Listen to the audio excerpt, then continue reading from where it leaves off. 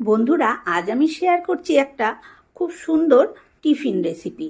ছোটোখাটো বাচ্চাদের যে সন্ধেবেলা খিদে পায় তার জন্য কিন্তু এরকমভাবে তৈরি করে দেয়া যেতেই পারে, বা চায়ের সাথেও আমরা কিন্তু স্ন্যাক্স হিসেবে এটা খেতে পারি। তার জন্য এখানে নিয়েছি 1 বাটি ময়দা, স্বাদ মতন লবণ আর হাফ চামচ কালো জিরে আর 2 টেবিল চামচ সাদা তেল। ভালো করে মিশিয়ে নিয়ে অল্প অল্প করে জল দিয়ে মোটামুটি একটা শক্ত ডো তৈরি করে নিয়েছি, খুব নরম নয়। তারপরে কড়াইটা বসিয়ে দিয়ে কড়াইতে প্রথমে 3টে শুকনো লঙ্কা আর 1 চামচ 5 ফোড়ন শুকনো খোলায় ভেজে নিয়েছি।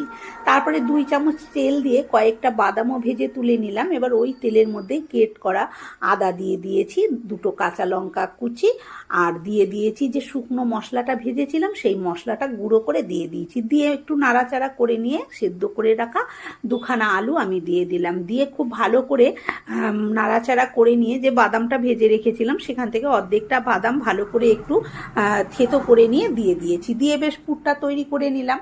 এদিকে ততক্ষণে আমার এই ময়দাটাও সেট হয়ে গেছে। আমি এটা ময়দা দিয়ে করেছি, আপনারা চাইলে আটা দিয়েও করতে পারেন। তারপরে সেখান থেকে লেচি কেটে একটা লেচি এরকম বেলে নিলাম, নিয়ে 4-5 দিয়ে কেটে এটাকে একটা চৌকো শেপ দিয়ে দিলাম। তারপরে যে আলুর পুরটা করে রেখেছিলাম সে আলুর পুরটা একদিকে দিয়ে একটা ভাঁজ দিলাম। বাকি যে অংশটা রইলো সেই অংশটা ঠিক মধ্যিখানে ছুরি দিয়ে এরকম সরু সরু করে চিড়ে দিলাম, আর একদিকটা আমি একটুখানি না চিড়ে রেখে দিয়েছি। তারপরে এরকমভাবে ঘুরিয়ে দিলাম, দেখুন কত সুন্দর হলো। আর যে দিকটা আমি একটু চিড়েছিলাম না সেই দিকটা মুখটা একটু সরু মতন করে দিয়ে আর এদিকে যে গোল ঘোরানোয় যে ফাঁকাটা হয়েছিল তার মধ্যে ঢুকিয়ে দিলাম। দেখুন কত সুন্দর কিন্তু একটা স্ন্যাক্স বা টিফিন যাই বলেন তৈরি হয়ে গেছে। এদিকে কড়াইতে সাদা তেল বসিয়ে দিয়েছি, তেলটা বেশ গরম হয়ে গেছে, খুব গরম হবে না, দিয়েছি বুঝতেই পাচ্ছেন। প্রথমে 3টে দিয়ে দিলাম, দিয়ে তারপরে ওপর দিয়ে একটু এরমভাবে তেল ছড়িয়ে একটা পাশ উল্টে দিচ্ছি, আর একটাও কিন্তু আমি সাইডে দিয়ে দিচ্ছি যেহেতু কড়াইটা ভালো বড়।